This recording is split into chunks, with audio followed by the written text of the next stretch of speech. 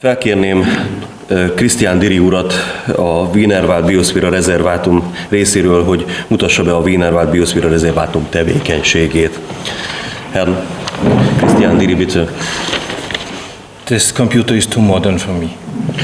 Túl modern a számítógép az ő számára. So, thank you very much for the invitation to this very wonderful, beautiful place. Köszönöm szépen, hogy meghívtak erre a nagyon gyönyörű helyre.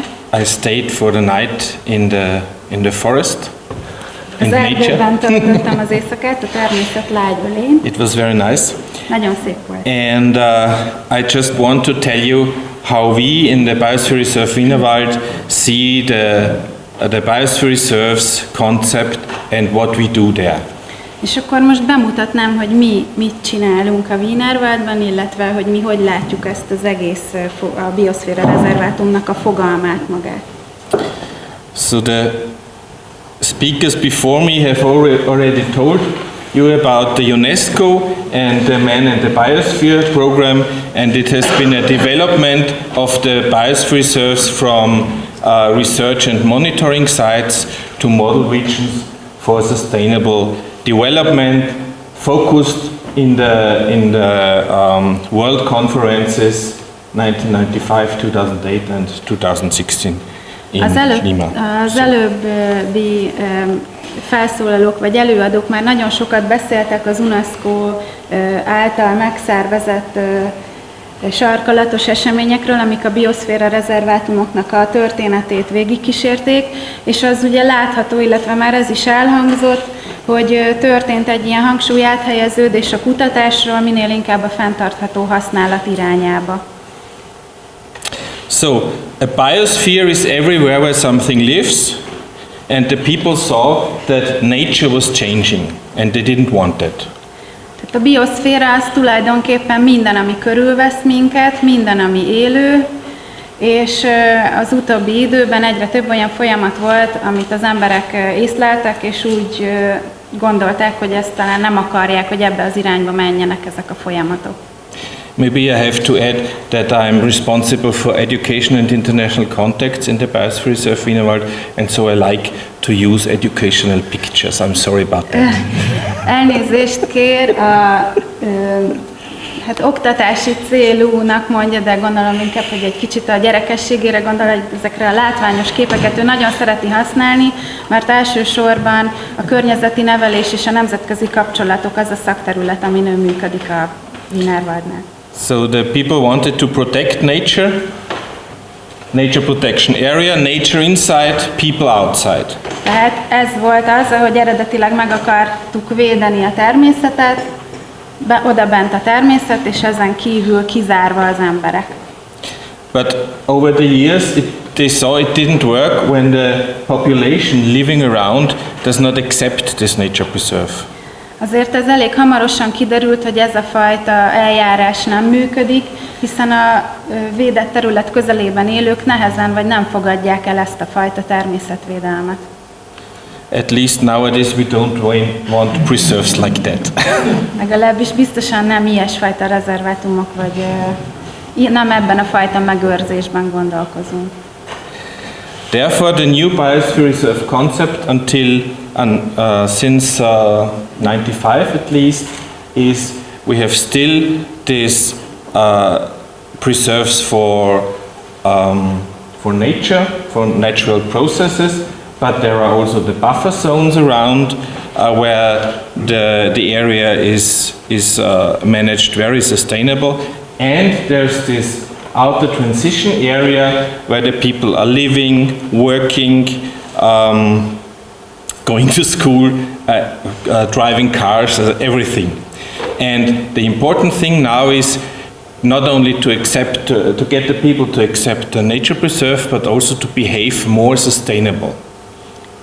95 óta megfigyelhető ez az egyre erősödő folyamat, hogy ugyan megmaradt ez a pirossal jelzett búra alatti rezervátum, de ezt körülveszi egy fenntarthatóan használt pufferzóna, illetve a kékkel bekarikázott terület jelképezi ezt az átmeneti zónát, amik tulajdonképpen a lakóterületek, az intézmények és minden egyéb ahol az emberek a napi tevékenységeiket végzik, és ez sokkal inkább az elfogadás irányába hat. Sőt, elmondható, hogy egyfajta környezettudatosabb viselkedésre is készteti mindennapjaikban is az embereket. Did I say so much? So, some of the requirements of the UNESCO for a biosphere reserve is that it's large enough to fulfill all the criteria. It still has to have representative ecosystems, important one, over-regional important ecosystems, but also lots of people living there just to have the potential to be a model region for sustainable development, a region where other regions can look at and say, if we want to behave more sustainable, we do it like this. Igen, tehát itt az UNESCO-nak az elvárásait, vagy a követelményrendszerét lehet látni. Megfelelő területtel kell rendelkeznie a rezervátumnak, ugyanakkor reprezentatívnak kell lennie az ökoszisztémák tekintetében, viszont ahhoz, hogy ténylegesen egy modellként, tehát a fenntarthatóság egy modelljeként létezhessen, ezért megfelelő sűrűségű vagy mennyiségű lakosságnak is kell lennie. Ugye a zóna rendszer, és tehát hogy a területnek a kezelése vagy a használata az összeegyeztethető legyen a benne élő lakossággal. So, and people living there should have something from the biosphere reserve. They should, biosphere reserves should, on the one hand, with the research, they should give the policy makers things or ideas how to develop the strategies, but also the people living there should not only be supported in the projects of sustainable living, but a biosphere reserve can also be a platform for everybody to talk about the problems you have and to solve them.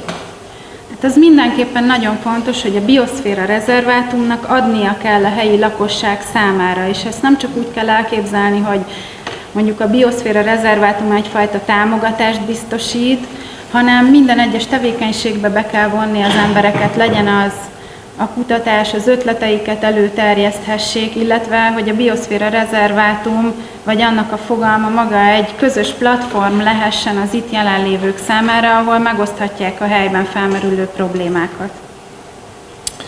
It's all about sustainability, and I think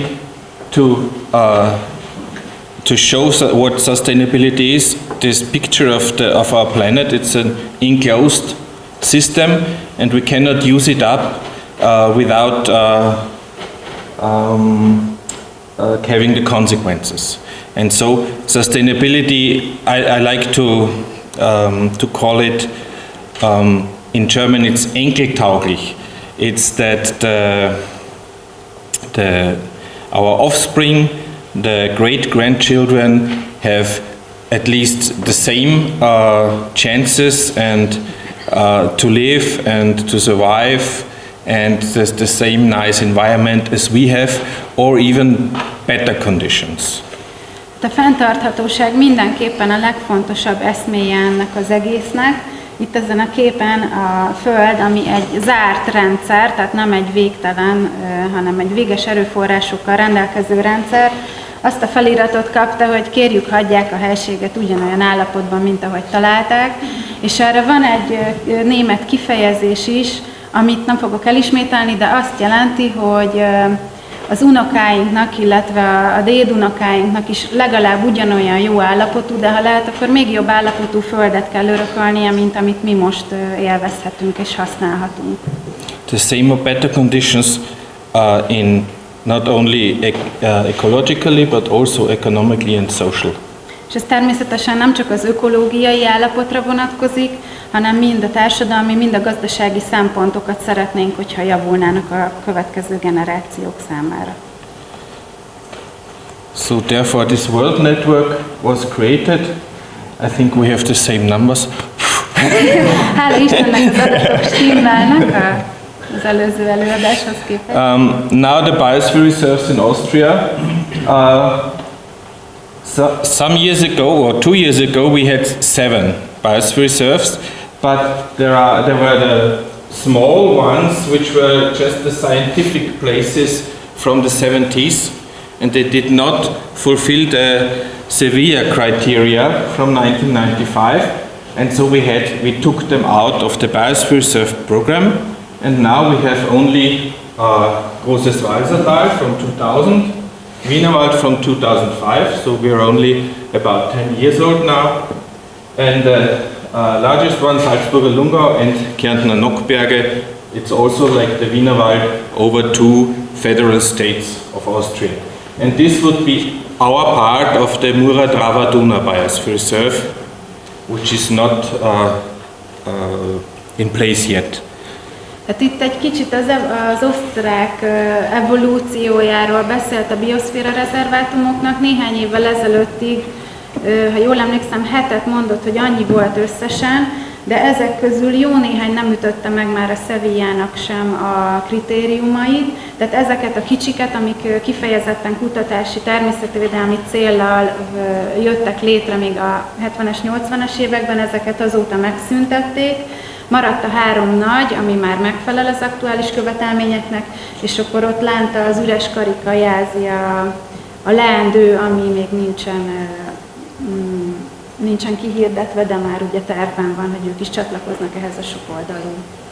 The Austrian MAP Committee, for instance, funded 2 feasibility studies to make a transboundary biosphere reserve between Austria and Hungary at Fertő-Neusiedlersee. But as Neusiedlersee is also a national park, the politicians and the people there are not interested in it, and then you can do nothing. Tehát 2 olyan projektterület van jelenleg, ahol a kivitelezhetőségét vagy a megalapozottságát tanulmányozzák ennek a határon átnyúló bioszféra rezervátumnak, de mivel az egyik legalábbis a Fertő tónak, tehát az osztrák oldalról is nemzeti parki védelem alatt álló területére esik, úgy tűnik, hogy sem a politikai döntéshozás, sem más érdekeltek nem tartják ezt egy kiemelt dolognak, hogy ott bioszféra rezervátum legyen. And the UNESCO also requires this participative thing that the people living in a biosphere reserve have to want to have this biosphere reserve. It should not be put over them. Igen, már pedig az UNESCO részéről ez egy nagyon komoly elvárás, hogy a területen élő lakosok igenis akarják és támogassák ezt a bioszféra rezervátumot, nem lehet rájuk kényszeríteni, tehát ez is kihúzza az egész elképzelés alól a szőnyeget. So, this is the Wienerwald. Here we have Vienna. Ez Bécs, The Danube. a Duna. So this part of the biosphere reserve is in Vienna, in the city of Vienna. Ez tulajdonképpen a városon, a belterületen belül van. And this is Lower Austria. Ez pedig alsó Ausztria. And the dark green is forest. A sötétzöld az erdőterület, Light green is meadows and pastures. azok a gyepterületek, And the orange is mostly vineyards. és főleg szőlős kertek a narancsszínű. And pink is the housing access. Az pedig a rózsaszínű, az a beépített területek, lakóterületek és a közlekedési útvonalak. Some pictures, what it looks like in our biosphere reserve, like this orchards or the orchard meadows. Művelés alatt álló gyümölcsösök, amit a képen látunk. Beech forest. Bükkös. But also at the rim of Vienna is housing, of course, a challenge. És a lakott terület. So this is from the west, a view into Vienna. Ez a nyugati rálátás Bécsre. And here are some of our protected areas. So the Austrian level, so to say, is landscape protected areas and nature parks. Then the Yeah. Bocsánat, tájvédelmi körzet és naturpark van a térképen, Then the European level is Natura 2000, illetve a Natura terület. and over that is the Biosphere Reserve. És mindezeken felül természetesen bioszféra rezervátum. And you can imagine that it's not easy to grasp for the people. It's not easy to grasp, to understand for the people that there are so many layers. Igen, hogy nem is feltétlenül érthető egy átlagember számára, vagy aki nem ezzel foglalkozik, nem is nagyon érti meg, hogy mi szükség van ennyi átfedő különféle védettségű kategóriára, vagy védettségi kategóriára. When the NGOs about 10-15 years ago demanded a better protection for the Wienerwald, they wanted to have a national park. A civil szervezetek néhány évvel ezelőtt felszólaltak azért, hogy emeljék a védelmi szintet, és ők kifejezetten nemzeti parkot szerettek volna ezen a területen létrehozni. But there would have been some problems. De hát ebből elég sok probléma adódott volna. Because for a biosphere reserve, for a national park in Austria, it's national park category 2 IUCN, it's very, very strict. Az IUCN 2-es kategória ugye elég szigorú, ott Ausztriában el szerint definiálják a nemzeti parkot. So you have to have 75% of one core area for nature without people. De ennek megfelelően csak akkor lehet valami nemzeti park, hogyha a magterület, ahol nincsen emberi tevékenység, vagy nincsenek jelen emberek, az legalább 75%-a a területnek. Of course, in the Wienerwald it was not possible. Hát ez a Wienerwald területén ez teljességgel lehetetlen. And it's mostly for the conservation of nature, natural areas without man. Igen, tehát a nemzeti park alapjában véve erről a fajta rezervátum szemléletről szólna, a természeti értékek megőrzése az emberek kizárásával. So a feasibility study said it would be a very good biosphere reserve. It's for the conservation of the cultivated landscape, meadows, pastures, vineyards are very important habitats in the Wienerwald area, also for biodiversity. Igen, így a megvalósíthatósági tanulmánynak az eredményei is arra mutattak, hogy ez a terület viszont tökéletes bioszféra rezervátum, hiszen ezek a művelés alatt álló különböző területek nagyon jó otthont jelentenek a biodiverzitás számára is. The core area has only to be 5% of the whole area in Austria. This percentage is given by the national map committees, so in Germany, for instance, it's only 3% core area required. Tehát az egyes országoknak a saját nemzeti bizottságai határozzák meg, hogy a bioszféra rezervátumban mekkorának kell lenni a magterületnek. A német szabályozás szerint ez 3%, Ausztriában 5%, ami teljesíthető. And also the core area must not be in one, but it can be spread. És nem kell, hogy ez egy folytonos terület legyen, hanem több kisebb területből is összeállhat ez a magterület. Now to the size of the biosphere reserve, it's 1050 square kilometers. So if we want to talk to all of our mayors and heads of districts in Vienna, it would be 58 people, because it's 51 communities in Lower Austria and 7 districts of Vienna that have part on the biosphere reserve, and there are about 815,000 people living there.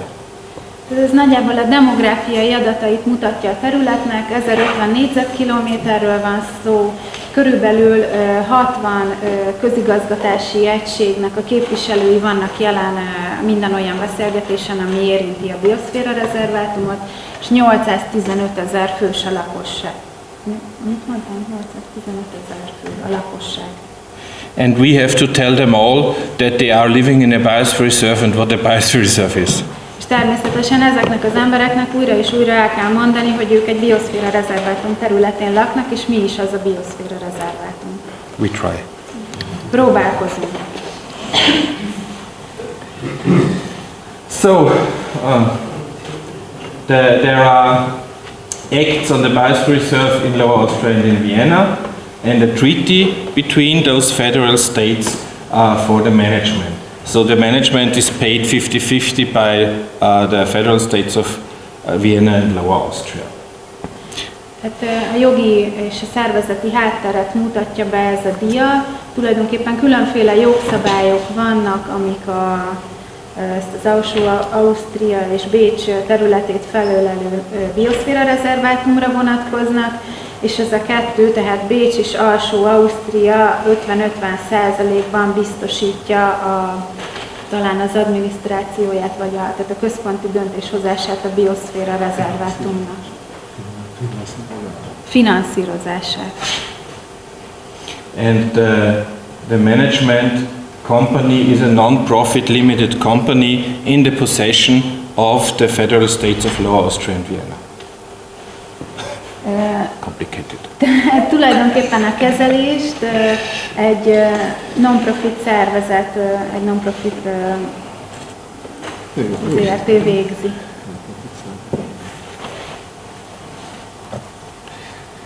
So here's our zoning. The dark green is core zones. Due to the geological and climatic differences, we have about 26 different forest habitats in the Wienerwald, and 22 of them are protected in those core zones. Of course, they are not in one spot, so the core zones are quite tessellated. There's a buffer zone around the core zones, of course, and we call it also management zone because we also give this predicate to very important for the nature, to very important habitats with high biodiversity, meadows and pasture habitats. And of course they are not always around the forest, so we have this buffer zone or management zone predicate also without core zone. Az időjárási, vagy illetve a klimatikus és a geológiai körülményekből adódóan 26 különféle erdei élőhelyet különböztetnek meg, és látszik, hogy nagyon szétszórtan jelentkeznek ezek a magterületnek kijelölt területek a Bioszféra-rezervátum területén belül, ebből 22 védett, ezek a zölddel jelölt területek, és a sárgával jelölt területek pedig a pufferzónák, amit ők kezelési zónának is hívnak, és nagyon érdekes megfigyelni, hogy nem feltétlenül a magterületeket veszik körül, hanem néha máshol vannak kijelölve, tehát nem feltétlenül az erdőkkel határosak ezek a kezelési övezetek. But you see that the outer transition area is the largest one, core area is only 5%. So in fact, this whole biosphere reserve is this model region for sustainable development, and it has some protected areas in it, like the core areas, which are strictly under nature protection, nature conservation areas, and the buffer zones where there is only sustainable management. Tehát látszik, hogy a legnagyobb területet ez az átmeneti zóna teszi ki, úgyhogy el lehet mondani, hogy a Bioszféra-rezervátum az tulajdonképpen tartalmaz ugye 5%-nyi magterület erejéig, illetve a pufferzónák erejéig tartalmaz valamilyen szintű védettséget élvező területeket, de a nagy része az ebbe az átmeneti zónába sorolható. If we think about the requirements of the UNESCO, what requirements can be fulfilled in what zone? Tehát ha most az UNESCO-nak az elvárásaira, vagy a követelményeire gondolunk, akkor itt el fogom mondani, el fogja mondani az úriember, hogy milyen követelményeknek melyik zónában lehet eleget tenni. So the core areas is only for nature conservation and research. A magterület az kizárólag természetvédelmi és kutatási célokra hasznosítható. In the buffer zone you can have, or you have to have some benefits due to a very sustainable management. A puffer zónára már jellemzőnek kell lennie a fenntartható kezelésnek vagy gazdálkodásnak és az abból származó előnyöknek. But only in the outer transition area you can fulfill this requirement to be a region for sustainable development, model region. De tulajdonképpen ahhoz, hogy ez egy modern régió lehessen a fenntartható fejlődés számára, ahhoz mindenképpen szükség van az átmeneti zónában megvalósítható tevékenységekre. But you don't have any legal means to get the people to behave more sustainable. Arra azonban jogi keretek nincsenek sajnos, hogy egy fenntarthatóbb viselkedésre kényszerítsük az embereket. So you can only work with corporations, and therefore also internationally it's more often called cooperation zone. És pontosan ezért van szükség az együttműködésre, ezért is az egyik alternatív elnevezése ennek a területnek az a kooperációs övezet. So let's start with, for me, the most important zone of the Biosphere Reserve, the outer transition area. Akkor kezdjük is az egyébként számomra legfontosabb területével, ennek a Bioszféra Rezervátumnak a külső átmeneti zónával. I show you a project that is for me the most biospheric project that we have. De most egy konkrét projektet fogok bemutatni. We invited some of our stakeholders like farmers, people from the chambers of commerce and of agriculture. There was a butcher with us, and some owner of restaurants, and we went with this bus. We went up to the Rhön Biosphere Reserve to have a look what they do there at the beginning of our Biosphere Reserve. Hát ennek a Bioszféra Rezervátumnak hát nem a kezdeteikor, de amikor belekezdtünk ebbe a projektbe, akkor meghívtunk számos érdekeltet a Wienerwald területéről, többek között gazdálkodókat, étterem tulajdonosokat, a kereskedelmi és az agrárkamaráknak a képviselőit, egy hentest emelt ki még az úriember, és akkor ezzel a csapattal ellátogattak egy másik bioszféra rezervátumba, hogy ott megnézzék, hogy hogyan működik az a terület. And there we got the idea of this Rhöner Weideochse, free range cattle, Rhöner free range. Hát ridegtartásban, egy ridegen tartott szarvasmarhákat láttak ezen a területen, és ez nagyon megtetszett nekik ez az ötlet. And when we returned, all the people got together, the chambers, the farmers, the butcher, the restaurant owners sat together and said, we also want to have a project like that. És akkor milyen szerencse, hogy pont egy étterem tulajdonost, egy hentest és a kereskedelmi és iparkamara képviselőit válogatták be, mert tulajdonképpen minden bevont érdekeltnek tetszett ennek az ötletnek az átültetése a Wienerwald területére. And that was good for us and for nature conservation, because we have the problem that the farmers at the rim of Vienna stop farming, and then forest is growing over the meadows and pastures, which are very important for the biodiversity. Ez már csak a természetvédelem vagy a biodiverzitás szempontjából is nagyon jó volt, azért, mert a gazdálkodás felhagyásait is komoly problémákat okoz, egyre több legelő a beerdősödés irányába tartott a Wienerwald területén. And the best method to manage meadows and pastures is to earn money with it. Márpedig a legjobb, legfenntarthatóbb módja a különböző legelő területek kezelésének az az, hogyha még pénzt is tud keresni vele az ember. So there are strong criteria that the cattle is only to be fed with hay and grass from the meadows of the Wienerwald. Igen, ezért nagyon szigorú követelményeket állítanak a gazdálkodókkal szemben, kifejezetten csak az innen származó takarmánnyal, tehát vagy legeltetni, tehát csak a helyi takarmányt használhatják fel az állatok etetésében. The cattle has to be on the pastures for half of its life. És legalább az időnek a felét a legelőn kell tölteniük az állatoknak. Therefore, the farmer gets about 25% more for the meat. És így 25%-kal magasabb árat tudnak elérni a gazdálkodók is a hús értékesítésénél.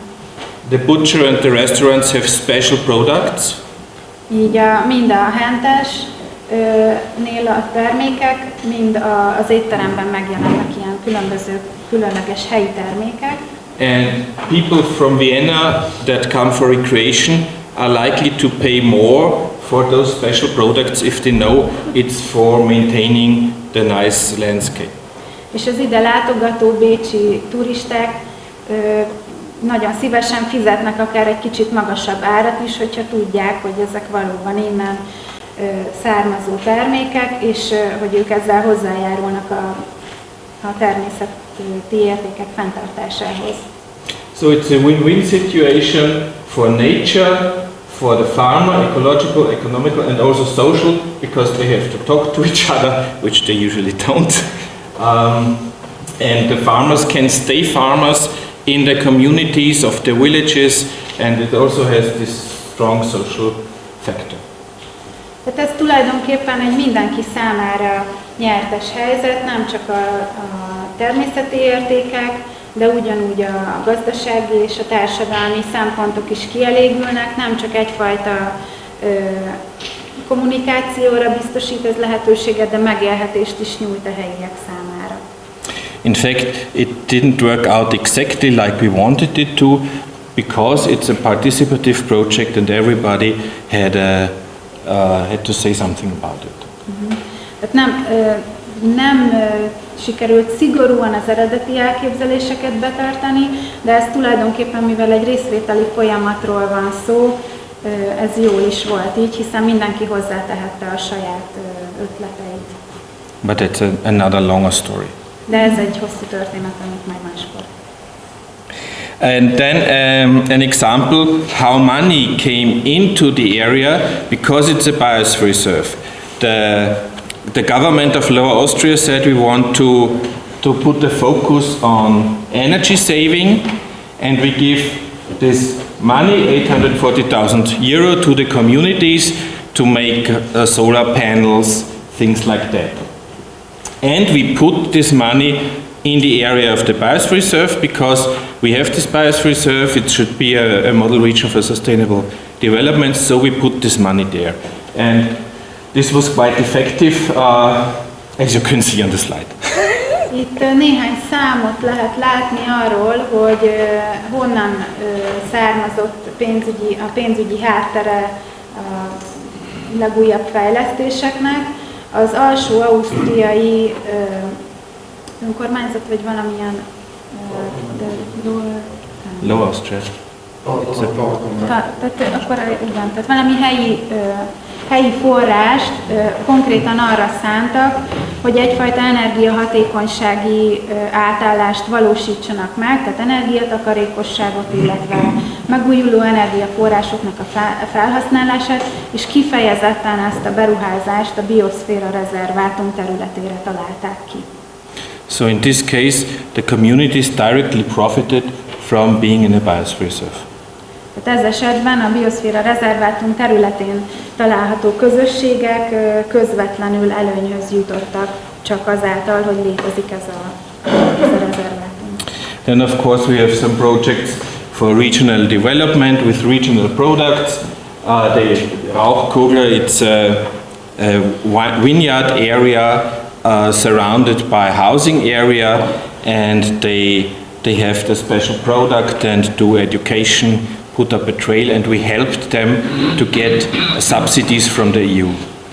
Tehát itt különböző kisebb helyi fejlesztési programokat mutat be. Volt egy kifejezetten borászatra vonatkozó, helyi borvidékre vonatkozó fejlesztés, ami részben helyi termék előállítására és környezeti nevelésre fókuszált.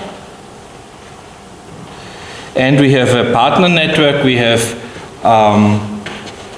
farmers and hotels and restaurants that are biosphere reserve partners and fulfill very strict ecological criteria. Van egy nagyon szigorú követelmények szerint kialakított partneri együttműködői hálózat, amelynek szálláshelyek, éttermek és gazdálkodók a tagjai. Therefore they can have their advertisement with a biosphere reserve partner logo, for instance. És ez nagyon sokat jelent a számukra, hogy önmagukat is tulajdonképpen ezzel a Bioszféra Rezervátum partnerséggel hirdethetik. As the vineyard landscape is a very important habitat also for the because there are dry meadows in between the westernmost area where the animals and plants from the Pannonic Plain can exist sometimes, like green lizards or orchids, and therefore we try to have them manage their orchards, the vineyards, more sustainably, like organic. The formerly mentioned Rauchkogler project, they all turned to organic production, and also for this we got some funding from the Rural Development Program from the EU. Kifejezetten a szőlőtermővidékekre, amik eredetileg de viszonylag száraz gyepterületek voltak, tehát itt még megtalálható a Pannon régióra is nagyon jellemző élővilágnak a képviselői, és emiatt szorgalmazták azt, hogy térjenek át a borászok a biogazdálkodásra, és ehhez a helyi vidékfejlesztési alapokból sikerült támogatást szerezni, és most már ennek köszönhetően elmondható, hogy biogazdálkodást folytatnak csak a régióban. We also have a wine challenge, so the best wine to find the best wine in the Biosphere Reserve, but grown with sustainable criteria. And this event is very important because we have the governors of environment of Lower Austria and Vienna. We have all the important people, the landowners coming together, and if you want to do a project, this is a good chance to meet all of them with good food and good drink, and then sometimes you can start this project, otherwise you would have to run after them for 3 or 5 years or something like that. So this is also an example for a network event. Tehát van egy másik nagyon fontos eseménytípus is, ez egy borverseny tulajdonképpen, ami a régió legjobb borát hivatott megválasztani. Ugyanakkor, mivel a kormányzótól kezdve más fontos szereplők is megjelennek ezen, ez az esemény nagyon jó fóruma annak, hogy további fontos kérdések, illetve együttműködések eldőljenek, és sokkal egyszerűbb egy ilyen rendezvényen elérni azokat a célokat, amiket adott esetben több éves utánajárással kéne az embernek megvalósítani. I brought some material, but like a brochure about the winners of this wine contest, but I've seen it has been distributed already. So I cannot show it because it's already somewhere around. De nem találtam őket, mert úgy tűnik, hogy már ki is lett a posztból, úgyhogy ez erről a borversenyről szól. Then of course we do a lot in education. We do an education for multipliers, for people that are already doing guided tours, either as in tourism, tourist guides or nature guides, and then they can spread also the word about the Biosphere Reserve, but are still working on their own and are not employed by us, but we just help them in advertising their program with this booklet or on our website.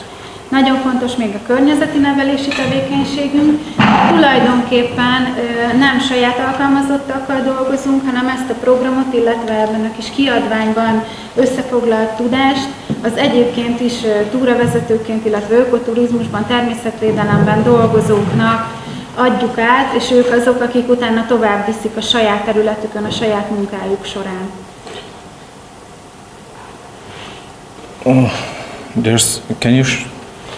I did something. Okay, thank you. Of course we do a lot in schools, like everybody does. Iskolákban is természetesen sokat dolgozunk. And we also have this school twinning project since 2011, so I tried to find schools in other biosphere reserves to get in contact with our schools, and maybe after they exchanged like postcards or on the internet, maybe they can visit each other. 2011 óta. You found something. Oh, thanks, yeah. 2011 óta folyik egy ilyen testvériskola program, ami különböző bioszféra rezervátumokból igyekszik összehozni az iskoláknak a tanulóit. And we have this Biosphere Reserve game where the pupils build a landscape and then they do the zonation of a Biosphere Reserve, and we developed it for the younger pupils, but now we play it from kindergarten up to adult students, and it even works with mayors very good. Van ez a társasjáték, amit eredetileg általános iskolásoknak fejlesztettek ki, de most már egy hatalmas nagy ugrással sikerült az óvodásoktól egészen a polgármesterekig mindenkit bevonni ebben. Even if we play it in our team, some aspects come up that are never spoken about otherwise. És nagyon jó, hogy a játék közben, tehát ami egy ilyen kicsi terepasztalt kell hozzá kialakítani, nagyon sok olyan gondolat fel szokott merülni, ami komolyabb megbeszélések során nem jön elő. Then we have our most important event, the Geobiodiversity Day. This year we had 130 scientists coming to work with people. We had about 2,000 visitors. It was at the Rim of Vienna, and they were going with the scientists around this site and collecting species with the specialists, and then those species are counted. So about 1,200 species are usually found. We do this 1 year in Vienna, 1 year in Lower Austria, of course. And it's a very good event to get the people interested in biodiversity. Ez az egyik legfontosabb eseménytípusunk, ez a biodiverzitás napnak a megszervezése. Ezt egyik éven Alsó-Ausztriában, következő éven Bécs területén rendezzük. Itt közel 100 kutató jön el, akik különféle élőlénycsoportoknak a szakértői, és mintegy 2000 látogatót avatnak be az ő szaktudásuknak a rejtelmeibe, különböző állat- és növényfajokat azonosítanak a területen, és ez egy nagyon jó oktatási, nevelési program az itt megjelentek számára. Usually there's an evening tour on Friday evening, and on Saturday is the other day tours. Tehát általában ez egy péntek estével kezdődik ez a rendezvény, és akkor ott van még az egész szombati nap, ami rendelkezésre áll. Of course we have several information media, like our newspaper. Unfortunately it's only in German. De többféle sajtótermék is van, ezek természetesen csak németül, van egy újságunk. We have a folder with the map. Van egy ilyen térképes. This one we have in German and in English. Ez angolul is megvan esetleg. This would be our educational program by these self-employed partners, educational partners. Ez a külső vállalkozók, a partnerek számára készült and of course we have a website for information. És természetesen van egy honlapunk is. And this was also a rural development project. We put up 5 of those information panels in Lower Austria and 5 in Vienna. And this is also very successful. És az egyik projektünk keretében egy nagyon sikeres programot valósítottunk meg, összesen 10 ilyen információs panel került ki a területre. And all those projects mostly happened in the transition area. Of course they are also going into the buffer zone, but also in the transition area. Now we come to the buffer zone. Ezek, amiket eddig elmondtam, főleg az átmeneti területen valósulnak meg. Nyilván van egy csomó olyan, ami a pufferzónára irányul, de eddig leginkább az átmeneti zónáról beszélt, és most pedig a pufferzónának a történései következnek. It's mostly meadows and pastures that have to be managed. Itt főleg gyepterületekről és azok kezeléséről van szó. And this is an example of our information, of one of our information events where people, scientists from the university, mayors, landowners, farmers all came together and were informed about what buffer zone means to them. Ez az egyik információs napunkon készült, ez a kép, itt egyetemi kutatók, polgármesterek, gazdálkodók jelentek meg, és itt kapnak tájékoztatást arról, hogy mi is tulajdonképpen a pufferzónának a célja. And one of the endangered species is corn crake, where the farmers get paid to do the right management of the meadows to let this survive. But for the dry meadows, where for instance the green lizard is living, we have another project. I don't have a slide about it. It's called the Biosphere Volunteers. Tehát a haris fajmegőrzés érdekében végzett tevékenységekért kifejezetten támogatást kapnak a gazdálkodók, de vannak olyan más intézkedések is, amik a szárazabb területeken például a zöldgyík populációknak a fennmaradását célozzák, és ez egyfajta ilyen önkéntes hozzájáruláson alapuló program. So we inform the inhabitants or the schools, the pupils, about the dry meadows in their area, and then they come for 1 or 2 days or for a week and help us doing the management there. Tehát ennek keretében tulajdonképpen az történik, hogy mi először elmegyünk az iskolába, ott elmondjuk ezeknek a száraz réteknek a fontosságáról a mondani valónkat, és utána az önkéntesek 1 napra, 2 napra, 1 hétre kijönnek ezekre a területekre, és ott elvégzik azokat a tevékenységeket, amik segítenek a faj fennmaradásában. And those two species are just examples for the species living in these dry meadows. Ez csak 2 példa az ott élő megőrzendő fajokra. Ground squirrel, the burnt orchid. Az ürge és a sömörös kosból. So, and now we also have a core area. És akkor most elérkeztünk a magterülethez. It's all in all 37 core areas, and fortunately for us in the Wienerwald it had only 9 owners, so it was easier for the negotiations.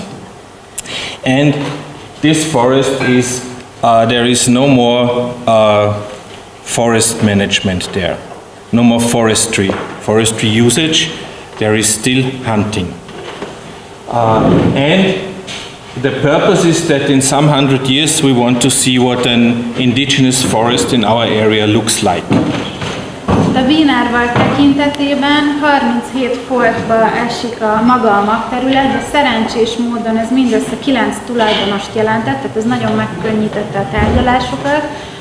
És az erdőterületekre vonatkozólag azt lehet elmondani, hogy ezeken a magterületi erdőkön már egyáltalán nincsen erdőgazdálkodás, és az a hosszú távú cél, hogy néhány 100 év múlva egy a területre eredetileg jellemző őserdő állapot alakuljon ki. The landowners, this is a picture from the negotiations. You can see only very important people. Nagyon fontos embereket lehet látni ezen a képen. And because the landowners, the forest owners get paid for not using the forest. Az erdő tulajdonosok, akik kifejezetten támogatást kapnak azért, hogy ne gazdálkodjanak az erdejükben. So of course there were several years of negotiations. De ez egy hosszú éves több éves egyeztetési folyamatnak a végeredménye. But they could choose if they want to put in their forest into the program or not. De természetesen ők maguk dönthették el, hogy beszállnak-e a saját erdőterületükkel ebbe a programba, vagy nem. At any stage of the negotiation they could say, no, we don't want it. Akár mikor az egyeztetés folyamán kiszállhattak ebből. Nothing new for you, some species of the forests. Jellemző faj. Of course also Rosalia. És igen, ott a címződik. Rosalia alpina. And Yesterday, where I was staying, I also saw a black stork at the fish pond. Tegnap, ahol megszálltam, ott is láttam egy fekete gólyát a tavon. Here we have some of our partners. Itt a partnereknek a We are cooperating. Of course, we have lots more. De ennél valójában sokkal több partner van bevonva. And this I show to the pupils or to the inhabitants because you are the biosphere reserve. It's nothing, not a line on a map or something like that. It's the people that are living in the biosphere reserve that are important. És egy nagyon fontos üzenet ennek az egésznek, hogy tehát ezt minden egyes lakosnak tulajdonképpen oda lehetne adni, hogy tudatosodjon mindenkiben azt, hogy a bioszféra rezervátum az nem egy térképen körberajzolt terület, vagy nem csupán egy határvonal, hanem konkrétan a benne élő emberek alkotják ezt a rezervátumot. So, sorry about keeping you so long. Köszönöm.